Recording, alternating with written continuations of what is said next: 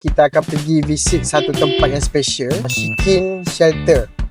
Hari ni kita nak pergi mana? Hari ni kita nak pergi Melaka. Pergi buat apa? First, kita ada appointment dengan klien kita di Melaka pukul 11 pagi. Dan kebetulan kita berada di Melaka ni, kita nak visit satu tempat special lah. Tempat special? Tempat apa? Korang ingat lagi tak?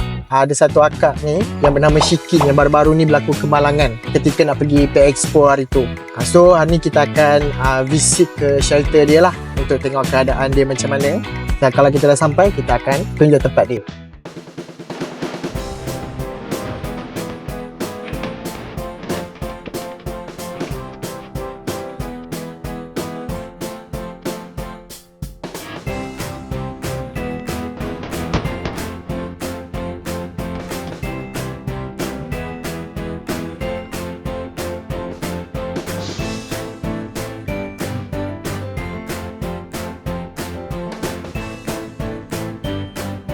Okay, so sebenarnya kita dah sampai di Shikin Shelter, tapi kita tak dapat jumpa dia lah sebab dia ada urusan yang sangat penting, yang mana dia perlu pergi ke tempat kemalangan untuk cari balik anjing dia yang hilang dan kucing dia yang hilang. Dan update tadi tu, kakak dia ada bagi tahu ada satu ekor kucing yang baru jumpa. So dia orang masih lagi mencari kucing yang hilang lah. Okay, so apa-apa pun kita doakan semoga Kak Shikin, semoga semua urusan dipermudahkan lah. Nanti pada akan datang mungkin kita akan jadualkan balik untuk jumpa dengan dia lah. Dan yang paling penting, kita nak buat challenge jadi volunteer di shelter dia. Okay, so nantikan video kita yang akan datang. So bagi korang yang belum follow, boleh follow dulu. Okay, dan jangan lupa like and share video ni guys. Okay, stay tune.